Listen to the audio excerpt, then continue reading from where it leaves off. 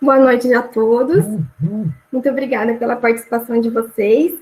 Hoje daremos início a mais uma palestra aqui da LAND. Hoje teremos a honra de apresentar a doutora Ana Beatriz Vilela Teixeira. Gostaria de agradecer a ela por ter aceitado o nosso convite e pela sua disponibilidade. A doutora Ana Beatriz é graduada pela FORB, mestre e doutora em Ciências Oral, em Ciências com área de concentração em Reabilitação Oral pela FORP-USP. Atualmente é pós-doutoranda no Departamento de Materiais Dentários e Próteses da FORP-USP. É especialista em prótese dentária. Eu gostaria de passar só mais 2 recados. O certificado será disponibilizado pouco tempo antes de terminar a palestra, através do chat do Google Meet. Não esqueçam de tirar o print, marcar a LAND e postar no seu store. Para o sorteio, também é necessário tirar o print e marcar a LAND. Agora eu dou a palavra à doutora Ana Beatriz, e muito obrigada por ter aceitado o nosso convite. Boa noite, Bruna. Boa noite a todos. Sejam todos muito bem-vindos. Eu gostaria muito de agradecer a LAND, né, a Liga Acadêmica de Materiais Dentários, pelo convite para a palestra de hoje. Eu estou muito grata com esse convite para que a gente possa compartilhar conhecimento nessa noite, né? Eu vou fazer a apresentação e vocês fiquem à vontade para enviar as perguntas, se quiserem enviar no chat. Assim que a gente terminar a palestra, a gente pode fazer esse bate-papo aí para responder as questões de vocês e alguma dúvida, né? Então, nós vamos iniciar aqui a nossa apresentação.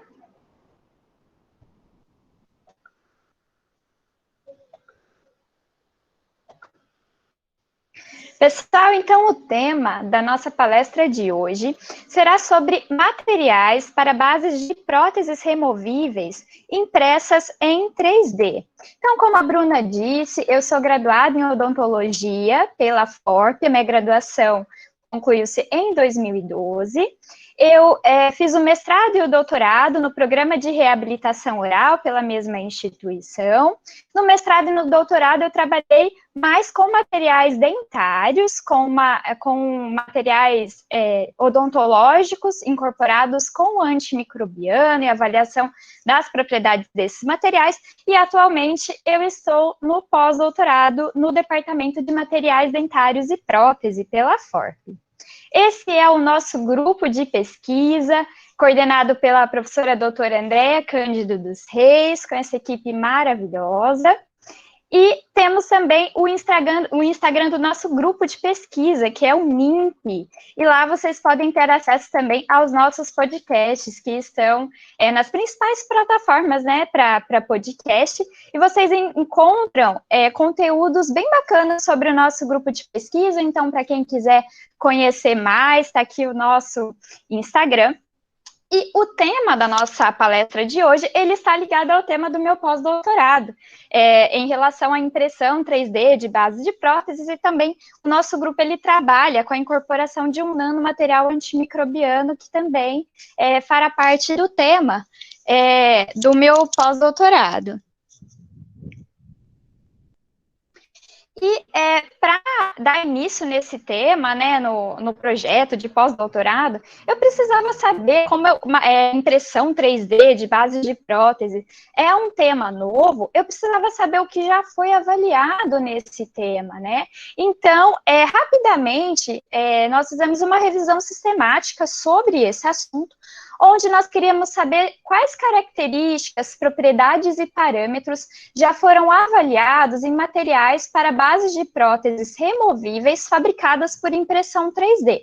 Essas foram as bases de dados que nós utilizamos para busca.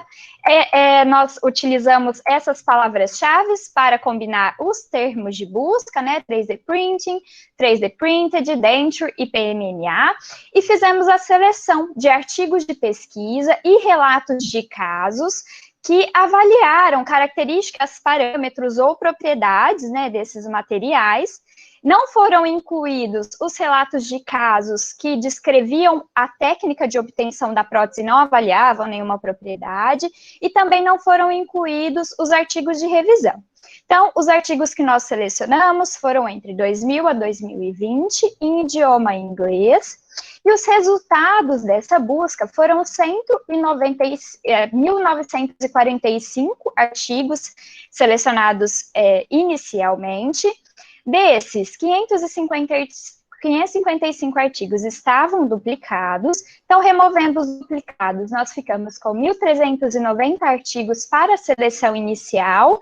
Essa seleção inicial foi feita pelo título e pelo resumo desses artigos, e nós selecionamos 24 artigos para leitura do texto na íntegra. Desses, 18 foram incluídos na revisão sistemática. E é sobre os resultados desses trabalhos que nós vamos falar na nossa palestra de hoje, né, para que tenha um embasamento. Então, como tem muita gente da graduação que está assistindo a palestra que ainda não teve as disciplinas de próteses removíveis, prótese total, prótese parcial removível, eu vou falar rapidamente como é feita a confecção dessa prótese. A prótese total convencional, ela tem muitos passos para sua confecção, que são realizados pelo profissional, pelo cirurgião dentista, juntamente com o paciente, e também pelo técnico em prótese dentária nos laboratórios de prótese. Então, nós iniciamos com uma moldagem inicial, obtenção de um modelo de estudos. Sobre esse modelo será confeccionada uma moldeira individual e, através dessa moldeira, será feita uma moldagem funcional, onde nós vamos registrar os músculos, inserções, freios do paciente em função, para que depois essas estruturas não provoquem um deslocamento da prótese. E, a partir desse molde, nós vamos obter um modelo de trabalho, sobre o qual vai ser confeccionada uma placa base e um plano de orientação em cera.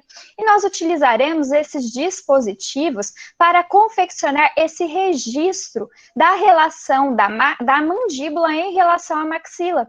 Então, através dos planos de cera, nós vamos determinar a altura dos dentes, colocar aqui a linha média, a linha de sorriso, a linha dos caninos, e também vamos registrar essa posição da mandíbula em relação à maxila em relação cêntrica. E a partir desse registro vão ser montados os dentes artificiais, provados na boca do paciente, e depois, lá no laboratório de prótese dentária, esse modelo aí montado em cera, ele será incluído numa mufa com gesso e silicone, e após a perda dessa cera, nós vamos iniciar a manipulação do material que é utilizado para confeccionar a base da prótese, que é a resina acrílica. Esse material, ele é um polimetilmetacrilato, cujo pó é composto por pérolas do polímero e o líquido contém o monômero metilmetacrilato, e essas unidades menores, chamadas de monômero, elas vão sofrer uma reação de polimerização, onde eles vão se juntando em cadeias para formar o polímero.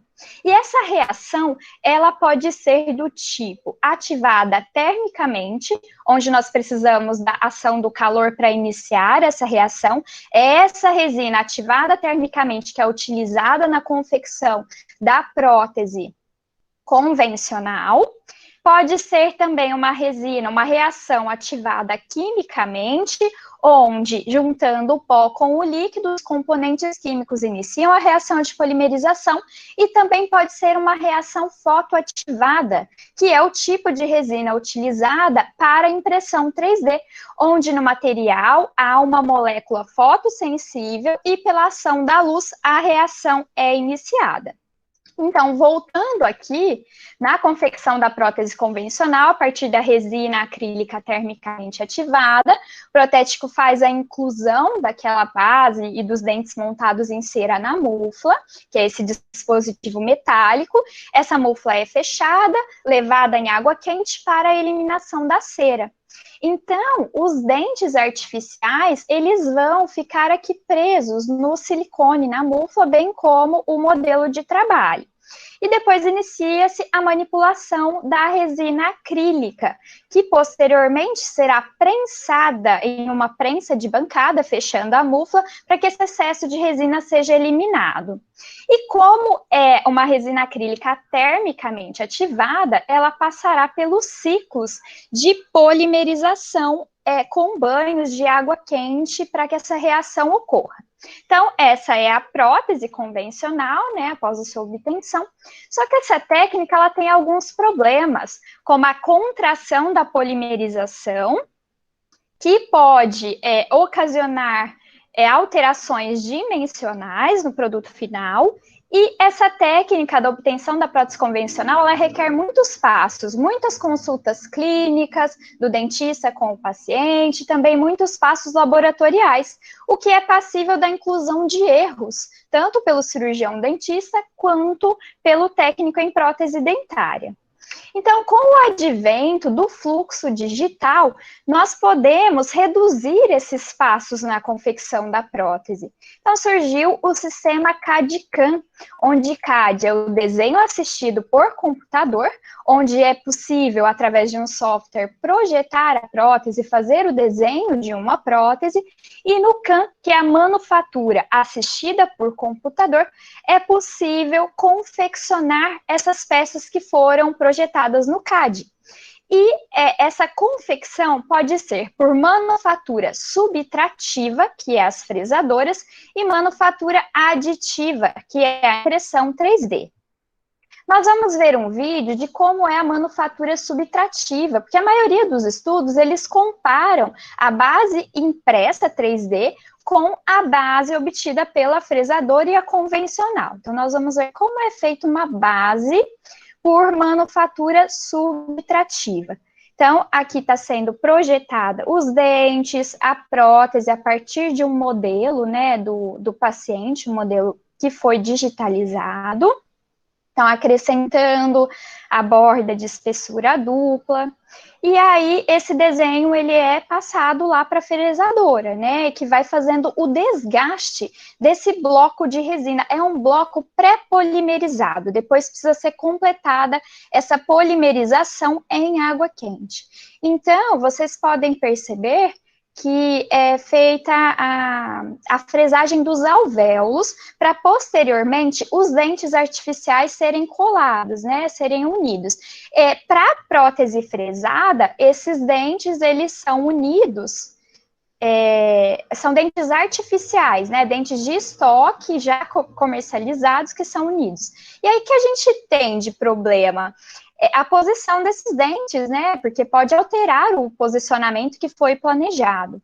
Outro problema é o desgaste de material, porque em um bloco desse dá para fresar uma base de prótese. Então, todo esse material depois será descartado, né? Então, a gente tem um desperdício de material, a gente tem o desgaste das fresas que precisam ser constantemente substituídas, e nós conseguimos fresar apenas uma peça por vez. Então, isso pode ser um problema, né? Então, colocando ali os dentes artificiais, esse é o aspecto final que nós vamos ter da base fresada. A manufatura aditiva, que é conhecida como impressão 3D, ela foi introduzida em 1983 por Charles Hull, que foi a pessoa que imprimiu o primeiro objeto. E essa técnica, ela tem uma gama de aplicações na odontologia, onde se pode imprimir modelos, guias cirúrgicos para a inserção de implantes, alinhadores, né, ortodônticos, e inclusive pode-se imprimir implantes personalizados. Esse é um mini implante que foi patenteado pelo nosso grupo de pesquisa e impresso, né? E essa técnica, né, de impressão 3D, ela tem vantagens em relação à técnica da manufatura subtrativa, da fresagem, porque ela consome menos material, ela tem uma melhor reprodução de detalhes e também permite a fabricação simultânea de vários produtos. Enquanto na fresadora a gente consegue fresar um produto por vez, na manufatura aditiva a gente consegue imprimir vários produtos por vez. Então, nós vamos ver um vídeo de como é feita, então, a impressão 3D de uma prótese. Nós vamos partir da moldagem, obtenção dos modelos de trabalho, após a moldagem funcional. Vejam que essa parte ela é analógica, eu não consigo um fluxo totalmente digital. Tem que ser feito o relacionamento maxilomandibular do paciente com as bases de prova e os rodetes de cera, né, os planos de orientação. E cada uma dessas peças será digitalizada separadamente num scanner de bancada. Então, primeiro é digitalizado os modelos superior e inferior, e depois precisa ser digitalizado esses modelos com o relacionamento maxilomandibular registrado. Então, a obtenção desses modelos digitais, né, é que o profissional vai trabalhar. Aqui ele está determinando a área chapeável, a escolha dos dentes. Então, tem toda uma biblioteca de dentes, vai contornando os freios, inserções e projetando essa prótese, né? Então, aqui o desenho da prótese. E vejam nessa parte que ele regula a angulação da impressão, né? Que nós vamos falar sobre isso. Essa é a resina líquida, que é fotopolimerizável. Nós temos várias cores para a base, né? Em tons de rosa, e também para os dentes. Os dentes são impressos separadamente, tem várias cores para os dentes. Esse é um modelo de impressora, tem vários modelos de impressora no mercado. No painel é possível regular alguns parâmetros de impressão, e essa é a cuba, onde é depositada a resina líquida fotopolimerizável. E ali embaixo fica a luz, que vai realizar a polimerização do objeto, que vai sendo construído camada por camada. Então, o objeto, ele vai ficar preso a essa bandeja móvel, através de algumas estruturas de suporte, que não dá para a gente colocar o objeto direto em contato com essa bandeja. Então, a gente faz a impressão da base separadamente e depois faz a impressão dos dentes. Então, eles também vão ficar acoplados a essa bandeja, né, móvel, pelas estruturas de suporte, e reparem nesse excesso de resina líquida que fica aí pingando. Esse excesso de resina, ele precisa ser removido. Então, aqui, perdão, pessoal. Vou rodar o vídeo de novo. Então, aqui, novamente, a obtenção dos modelos, a partir do modelo de trabalho, né, vai ser iniciado a digitalização, o relacionamento maxilomandibular com todas as marcações já, linha média, porque isso a pessoa que vai fazer o projeto da prótese precisa dessas referências, né, que a gente usa convencionalmente. Então, vai ser feita a digitalização de cada peça separadamente.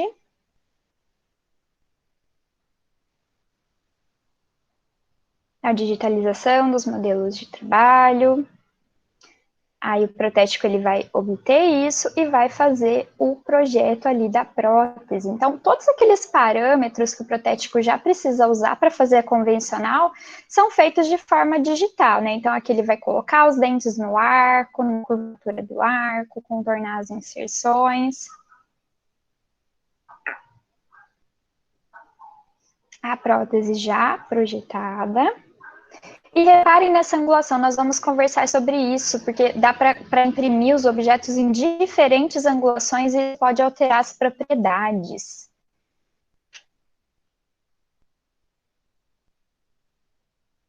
Então, nós temos diferentes cores para a impressão desses materiais, diferentes modelos de impressora também. Nós vamos discutir qual técnica de impressão é mais viável. E ali abaixo desse tanque, onde a gente coloca a resina, é que vai ter a luz que vai polimerizando o objeto no desenho desejado, né? Então, primeiro faz a impressão da base. Depois, separadamente, vão ser impressos os dentes. Essas estruturas de suporte, elas vão ser removidas posteriormente, né? Isso é colocado só para poder imprimir o objeto. Basicamente, todos os objetos impressos precisam dessa estrutura aí de suporte. Então, a impressão dos dentes. A cor dos dentes também pode ser selecionada, tem várias cores disponíveis no mercado. E esse excesso de resina, depois ele precisa ser removido, nessa parte que a gente estava. Então, olha quantos objetos dá para imprimir por vez. E vai ser feita agora uma limpeza da prótese em etanol, nós vamos ver a importância disso. Então, aquelas estruturas de suporte estão sendo removidas, e depois os dentes, eles são colados à base.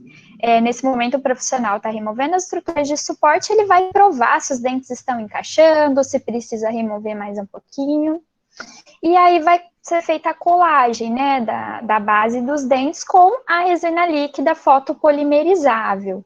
Então, o profissional, ele faz uma polimerização breve, com poucos segundos, só para unir mesmo as partes, e depois ele remove os excessos, né, para que a gente não fique com um excesso de resina ali naquela prótese. E depois precisa ser completada a polimerização, precisa ser feito um ciclo de polimerização final. Tanto a limpeza da peça no etanol quanto esse ciclo de polimerização final, eles são determinados pelo fabricante em relação a quanto tempo, né, vão ser feitas essas etapas. Porque lá na impressão é feita uma polimerização só para a gente ter o formato do objeto, né? E essa polimerização, ela ainda não foi completada, então a gente precisa desse ciclo aí de polimerização final. E nós vamos discutir a importância desse ciclo. Então, esse é o aspecto das próteses logo após a impressão. E é feito um polimento da maneira convencional, como é feito para a prótese convencional, obtida por resina termopolimerizável. E após esse polimento é feita uma caracterização extrínseca, uma pintura, para que se possa conferir a estética, né, como é a estética da prótese que nós obtemos de maneira convencional.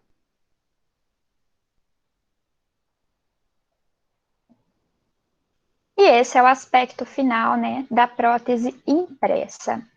Então, nós podemos perceber, pelo vídeo que nós vemos, que partiu-se da digitalização do modelo de trabalho e do relacionamento maxilomandibular. Nós tivemos uma parte que foi analógica. Então, será que a gente vai fazer um fluxo totalmente digital ou um fluxo parcialmente digital? No fluxo totalmente digital, nós iniciamos com um escaneamento intraoral. Entretanto, o rebordo totalmente desdentado, né, a cavidade bucal do paciente totalmente desdentada, ela tem muitos tecidos moles, da saliva, e isso é um desafio para o scanner, né? É melhor escanear tecidos duros. Então, na confecção de próteses removíveis, nós sempre vamos partir do escaneamento do modelo de trabalho com o relacionamento maxilomandibular para poder fazer o desenho dessa prótese. Há, sim, estudos que partiram do escaneamento intraoral. Um deles nós vamos comentar mais para frente, que foi para a impressão de uma prótese parcial removível, que fez o escaneamento intraoral de um dos pacientes e foi satisfatório, mas lembrando que é um paciente parcialmente desdentado, então tem tecidos duros ali para serem escaneados, e há na literatura casos clínicos que partiram de um escaneamento intraoral. Entretanto, a partir desse escaneamento foi feita a impressão de uma moldeira individual e a moldagem funcional foi feita de forma analógica para depois escanear esse molde e fazer o desenho da prótese e impressão. Então, aliás, atualmente, os melhores resultados estão sendo obtidos com esse fluxo parcialmente digital. Então, qual que é a técnica de impressão que nós vamos utilizar para bases de próteses removíveis? Porque existem várias técnicas de impressão, né? As mais utilizadas é a estereolitografia, SLA, onde é feita uma impressão a laser, e DLP, que é um processamento digital por luz. Esse é o aspecto que nós temos das peças imprimidas por SLA e por DLP. No SLA, o laser, ele faz a polimerização do objeto ponto a ponto. Então, é uma técnica que demora um pouco mais do que a técnica de DLP, onde um dispositivo de microespelhos, ele projeta a luz polimerizando toda a camada simultaneamente. Então, é um pouco mais rápido. No final, nós vamos obter o objeto da mesma forma, então, ambas as técnicas podem ser utilizadas, mas a técnica de DLP é um pouco mais rápida e é a mais recomendada por todos os estudos que nós avaliamos. Porque aqui nós podemos ver que o laser, ele precisa fazer a polimerização da resina ponto por ponto. E no DLP, toda uma área é polimerizada simultaneamente.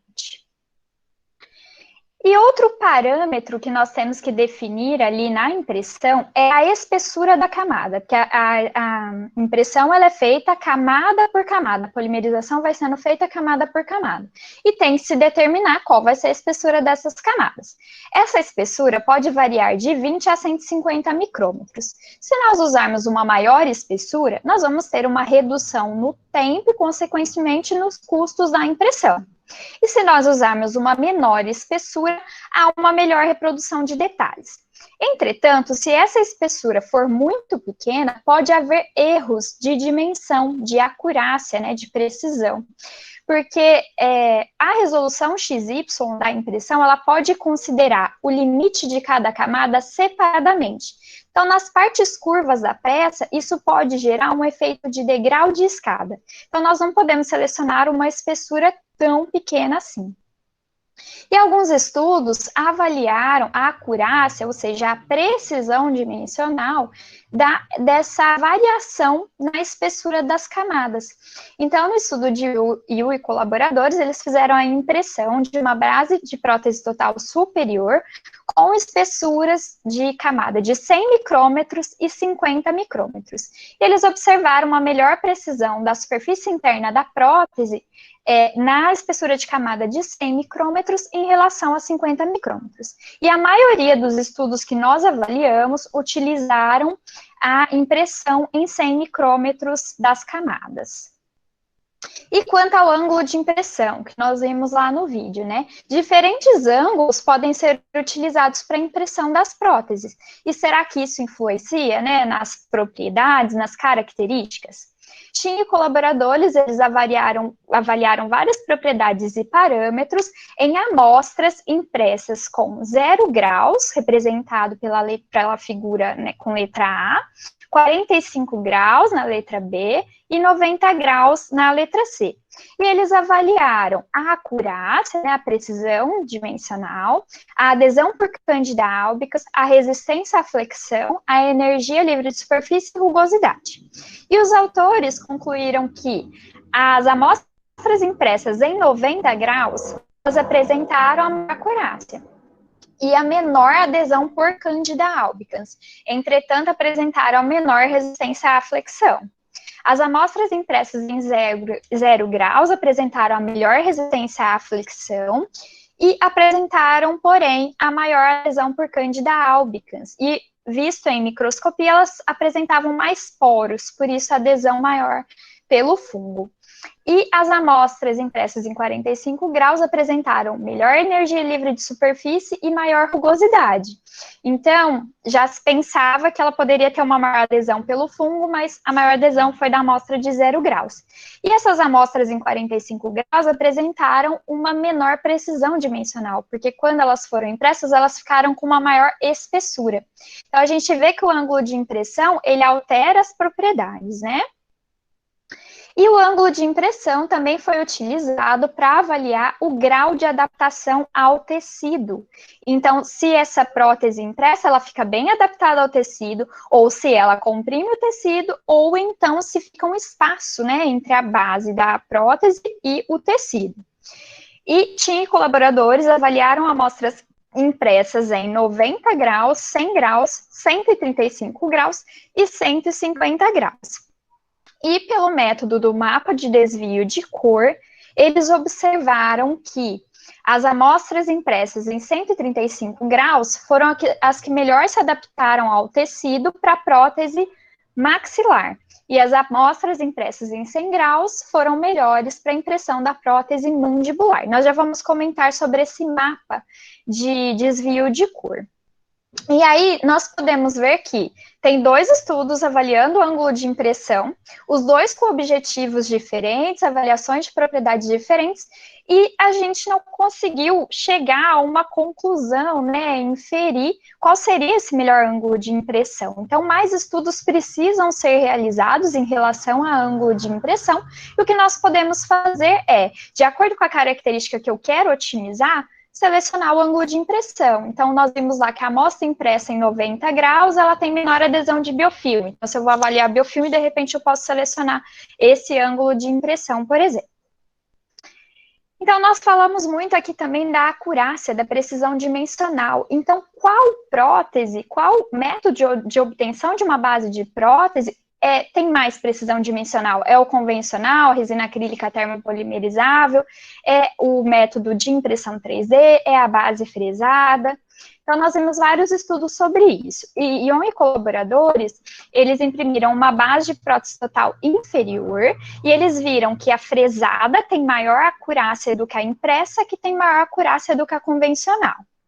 Para a base da prótese total superior, Wang e colaboradores viram que a impressa tem melhor acurácia e Calberi viram que a fresada tem melhor acurácia. Kazak e colaboradores imprimiram uma base de prótese superior e viram que a impressa tem melhor acurácia do que a convencional. E Lee e colaboradores viram que a base da prótese superior impressa impressa e fresada apresentam melhor acurácia do que a moldagem por injeção. A moldagem por injeção da resina ela é semelhante ao método convencional, entretanto, não se abre a mufla para incluir e prensar a resina. Essa resina ela é injetada ali na mufla. E é um método que tem muita concentração de tensão, então dá muita contração de polimerização mesmo. Então, nós podemos ver que, quanto à acurácia, os resultados das bases impressa e fresada apresentam melhor precisão dimensional em relação à convencional, porque a resina acrílica termopolimerizável, ela sofre muita deformação pelo processo de polimerização, pela contração de polimerização, pelas tensões internas, e isso gera uma deformação linear entre 0,45% a 0,9%. E quanto ao grau de adaptação ao tecido, vamos àquele mapa de desvio de cor, né? Então, para avaliar esse grau de adaptação ao tecido, os pesquisadores imprimem, fazem uma base fresada ou convencional, digitalizam essa base e sobrepõem a um modelo digitalizado para ver se essa prótese vai adaptar bem ao tecido. E esse mapa significa que uma adaptação adequada é representada pela cor verde, um desvio médio positivo, ou seja, uma desadaptação, um espaço entre a base da prótese e o modelo é representado pelas colorações que vai de amarelo a vermelho, e o desvio médio negativo, que é a compressão ao tecido, é representado pela cor azul. O grau de adaptação ao tecido foi avaliado por Ion e colaboradores, que viram que para a base da prótese inferior, a melhor adaptação ao tecido foi da base fresada. E a impressa, ela apresentou um desvio positivo, que é dessa cor laranja, né, amarelo, vermelho, na região da crista do rebordo, um desvio negativo, que é a compressão ao tecido, no flanco labial, essa cor azul, e na fossa retromilioide com o rebordo.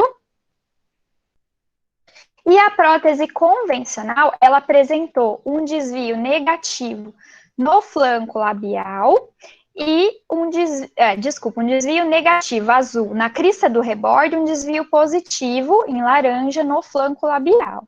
Então, nós vimos, nesse caso, que a fresada apresentou uma melhor adaptação ao tecido. Huang e colaboradores, na avaliação quantitativa, porque é possível medir isso também no software, eles viram que a adaptação era semelhante entre a base da prótese impressa e fresada. Mas no mapa de desvio de cor, eles viram uma melhor adaptação também da base superior fresada. Tá tudo verde, né? E a impressa, ela apresentou um desvio negativo, representado em azul, uma compressão, no palato na região de flanco labial, e um desvio positivo, que é essa cor laranja, na crista posterior do rebordo. Então, ambos os estudos in vitro, né, podemos dizer assim, viram que a base fresada apresentou melhor resultado. Mas tem um estudo clínico de Ion e colaboradores que viu um resultado diferente. Eles selecionaram 12 pacientes, todos os 12 receberam os 3 tipos de prótese. A prótese convencional, representada pela sigla PAP, a prótese fresada, com a sigla 1000, e a prótese impressa com a sigla DLP. E, ao todo, foram impressas, fresadas e confeccionadas 7 próteses maxilares e 5 mandibulares para os 12 pacientes. Então, eles selecionaram 34 pontos maxilares e 33 mandibulares para avaliação de adaptação ao tecido. A base superior impressa foi a que apresentou a melhor adaptação ao tecido, e isso em relação à convencional. E a fresada, ela apresentou uma desadaptação entre o tecido e a base, sendo um resultado diferente dos estudos in vitro. E a base inferior, tanto a impressa quanto a fresada, apresentaram uma melhor adaptação. Então, a gente pode dizer que tanto as bases impressa e fresada apresentam melhor grau de adaptação ao tecido do que a base feita de forma convencional. A retenção de uma prótese total é um fator primordial para o sucesso do tratamento. Então, Tazaki e colaboradores avaliaram a retenção da prótese impressa e da convencional. Então, eles imprimiram uma base, né, um protótipo aqui de uma base de prótese. Ao centro foi acoplado um dispositivo para fazer o ensaio de tração e foi colocada saliva artificial, né, entre a prótese e o modelo edêntulo em silicone. E eles fizeram esse ensaio de tração.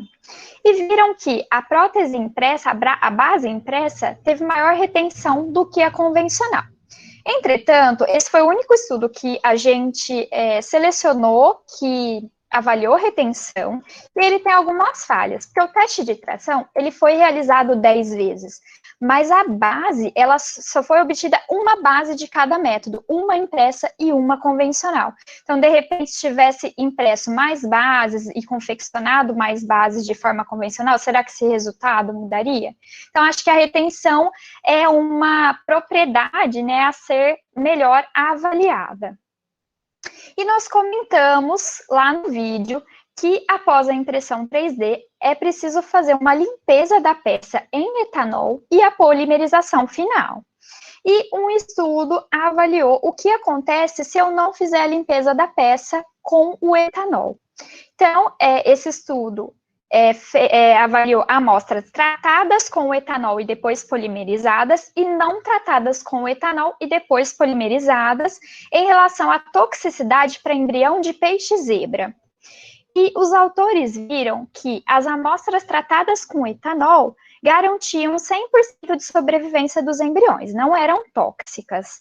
E as amostras não tratadas apresentavam efeitos tóxicos. E outra coisa que eles viram é a taxa de conversão dos monômeros. As amostras não tratadas com etanol, que não foi feita a limpeza da peça, tinham uma taxa de 22,33% de conversão. E as amostras tratadas com etanol, elas tinham uma taxa de conversão muito mais alta. Porque o etanol, ele tira aquele excesso de resina líquido que ficou ali, né, após a impressão. Então, nós vimos que essa limpeza da peça com etanol garante a biocompatibilidade. E outro estudo dos mesmos pesquisadores também viram quantos compostos não reagidos ficam nas peças que foram tratadas ou não com o etanol, que fez essa limpeza ou não. Então, os grupos que eles avaliaram foi a resina líquida antes da impressão, quantos compostos tem ali que ainda não reagiram. Nesse grupo PC, tem a resina impressa, que foi logo polimerizada, não foi tratada com etanol. E esse grupo PCE é a resina que foi impressa, feita a limpeza com etanol e depois polimerizada. E os autores viram que na resina líquida tem 18 compostos que ainda não reagiram, então ela não passou pela impressão. Na resina que não foi tratada com etanol, ficaram ainda 10 compostos que não reagiram. E na resina tratada com etanol, ficaram apenas 4 compostos não reagidos. Nós sabemos que esses compostos que não reagem, eles podem ser responsáveis pela toxicidade do material. E essa limpeza da peça, ela remove o excesso da resina líquida e a polimerização final garante a conversão dos monômeros. Então, mais uma vez, essa limpeza da peça e a polimerização final, seguindo o recomendado pelo fabricante, é essencial para a biocompatibilidade, e os fabricantes ainda mencionam que essa polimerização final é o que vai garantir as propriedades mecânicas desejadas. E quanto à adesão de micro-organismos, nós sabemos que a resina acrílica, ela tem propriedades inerentes que favorecem o acúmulo do biofilme. Isso gera tanto doenças locais, como pode gerar doenças sistêmicas. E na literatura, nós encontramos a incorporação de agentes antimicrobianos à resina acrílica, e também encontramos nos nossos achados a incorporação desses antimicrobianos à resina para impressão 3D de bases de próteses.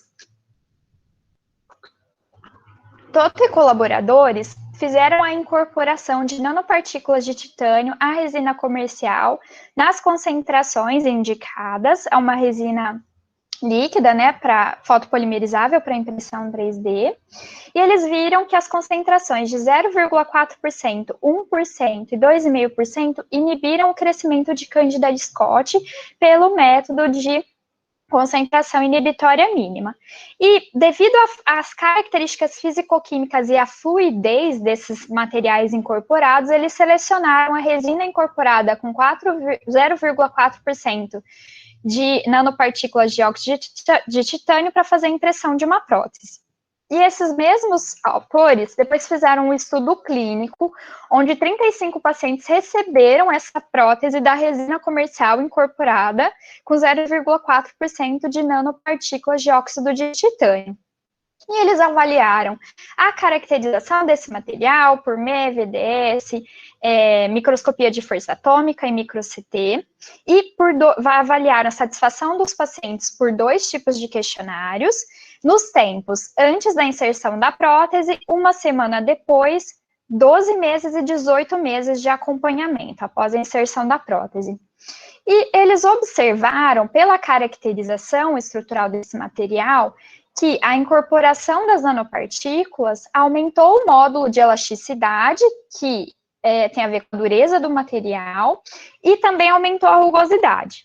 E quanto aos questionários, a satisfação dos pacientes aumentou com essa prótese modificada, e as pontuações para estética e fala, eficiência mastigatória, higiene e conforto também aumentaram, vendo a viabilidade da incorporação desse antimicrobiano nessa resina comercial.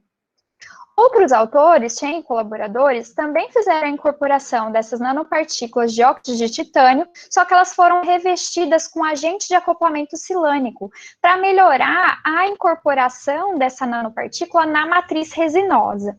E eles incorporaram esses agentes, né, nas concentrações de 1 e 2%, e também incorporaram micropartículas de pique em pó nas concentrações de 1, 2 e 3%. Então, eles fizeram vários grupos misturando essas concentrações e um grupo controle.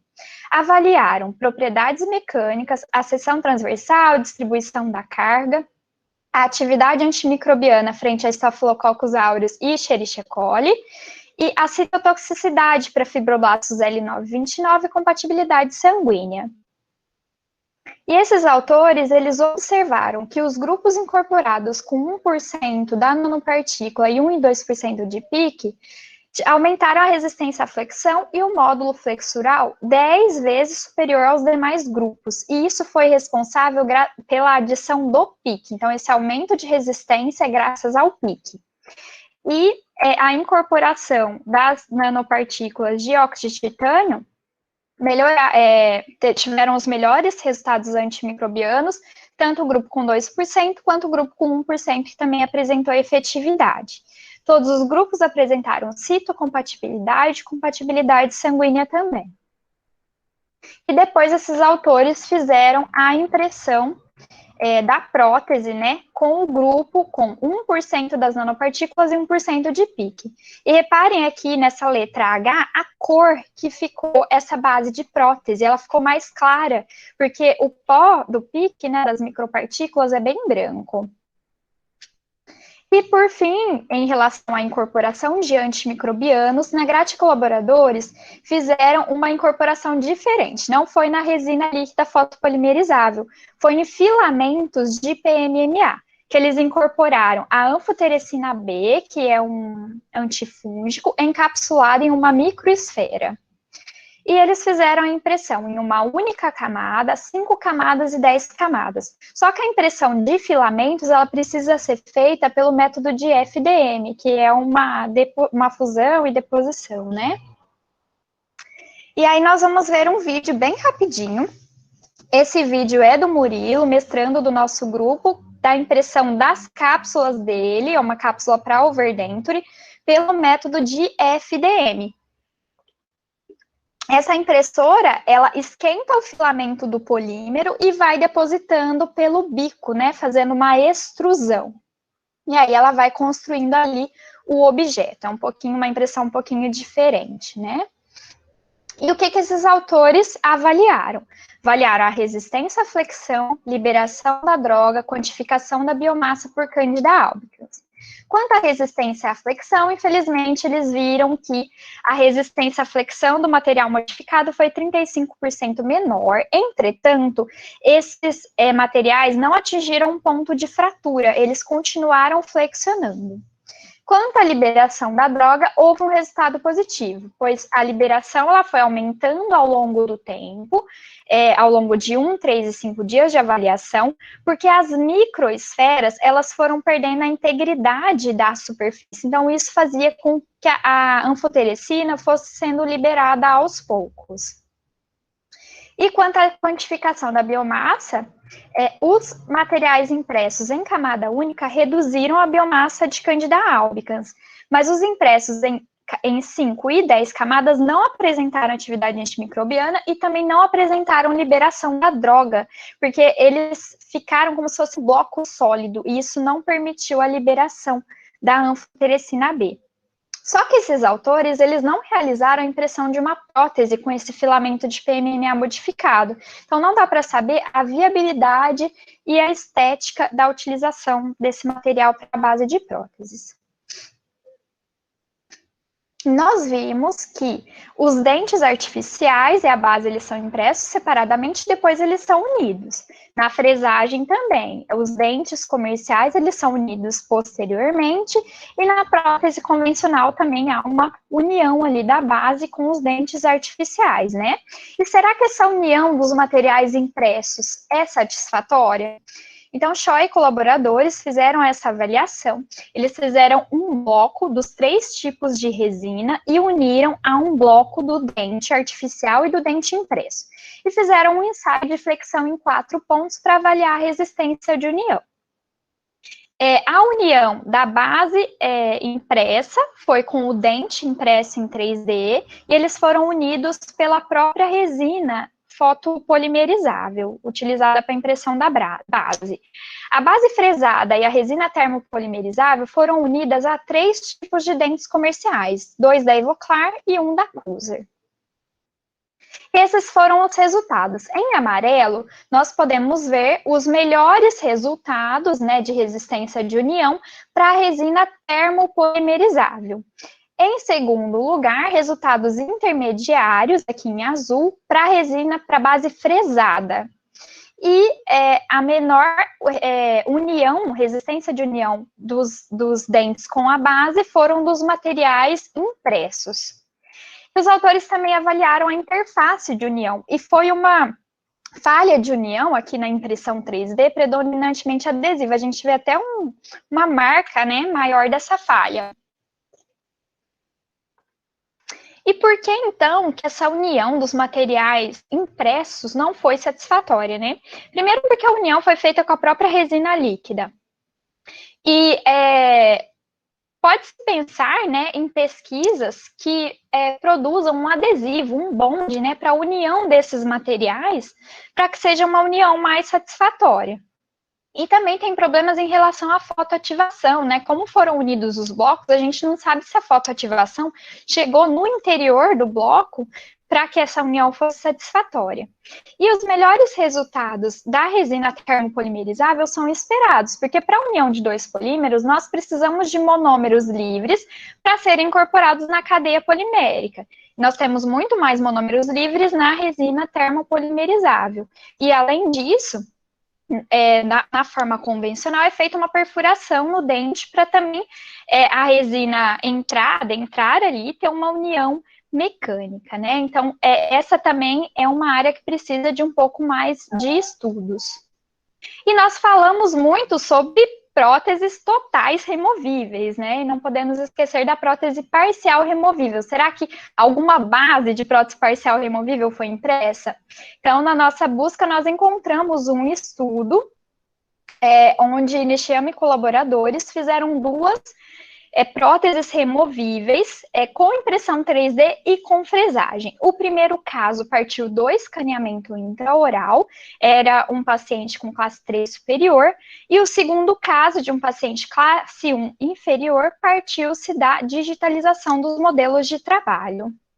Então, a base da prótese ela foi impressa, a infraestrutura foi fresada em zircônia, os grampos foram fresados em pique e os dentes também foram fresados em um bloco de compósito resinoso.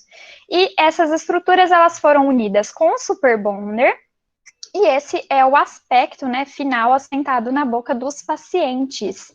E os autores eles avaliaram por score a satisfação dos pacientes em 3 meses e 12 meses após a inserção dessas próteses. Nas barras pretas, nós podemos ver os resultados após a inserção em relação à prótese que eles tinham anteriormente. E ambos os pacientes gostaram mais dessa prótese feita por fluxo digital do que a que eles tinham anteriormente, exceto o paciente 1, que ele achou a limpeza da prótese nova, né, feita por fluxo digital, um pouco mais difícil. Não foram registradas nenhuma intercorrência clínica ou fratura das próteses no período de avaliação, entretanto, os autores não avaliaram nenhum outro tipo de propriedade, nenhuma propriedade mecânica, né, do funcionamento dessas próteses. Então, pessoal, para fechar aqui, né, os nossos achados, nós vemos que o fluxo digital ele está cada vez mais presente, permitindo uma redução, né, nos passos clínicos, ele veio para ficar, e nós vemos que a impressão 3D com a resina líquida fotopolimerizável tem uma excelente acurácia, uma precisão dimensional, tem uma boa adaptação aos tecidos, pode ser feito pelos métodos de DLP e SLA, de preferência com uma espessura de 100 micrômetros da camada. É importante fazer a limpeza da peça com o etanol e a polimerização final. Nós vimos que a incorporação de agentes para conferir atividade antimicrobiana e propriedades mecânicas foi efetiva, mas alguns parâmetros e propriedades ainda precisam ser avaliados, como o ângulo de impressão, que se não se chegou a uma conclusão, as propriedades mecânicas foram pouco avaliadas, e nós ainda temos a limitação do custo final da técnica atualmente. Provavelmente, no futuro, isso não será mais uma limitação. Eu agradeço muito a atenção de todos vocês, estou à disposição para as perguntas e os questionamentos de todos. Obrigada.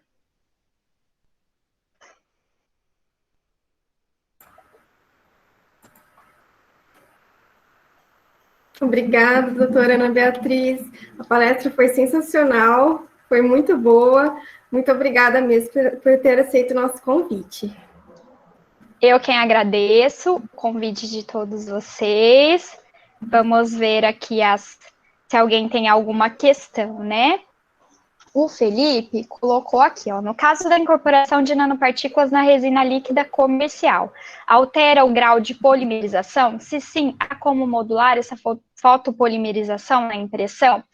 Olha, os estudos, eles avaliaram o grau de polimerização por FTIR e houve uma boa incorporação desses materiais ali. Nenhum dos estudos que eu pude avaliar teve uma alteração. Então, os picos do material estavam lá, os picos tanto da resina comercial quanto do nanomaterial ali, todos estavam presentes, não alterou ligações. E se tem como a gente modular a fotopolimerização, todos os estudos, eles seguiram o ciclo de polimerização final preconizado pelo fabricante. Eu não vi nenhum estudo que alterou esse ciclo de polimerização final para conseguir uma melhor propriedade ou não. Eu respondo a sua pergunta, Felipe? Alguém mais tem alguma pergunta? Sim, obrigada.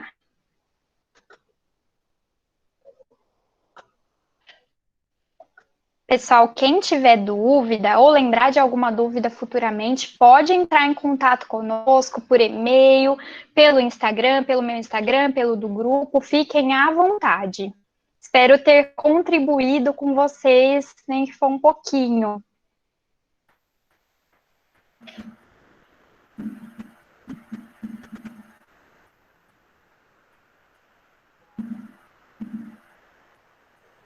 Alguém tem mais alguma dúvida, pessoal? Nós agradecemos a presença de todos aqui. Agradeço novamente ao convite, né, do pessoal da Liga.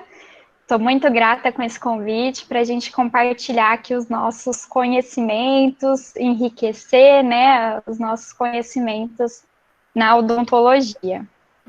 Nós que agradecemos. Então é isso, pessoal. Desejo uma boa noite a todos. E não se esqueça que o link do certificado já foi enviado aqui no chat. É só preencher. Boa noite a todos, pessoal. Muito obrigada aqui pela presença. Até mais, obrigada.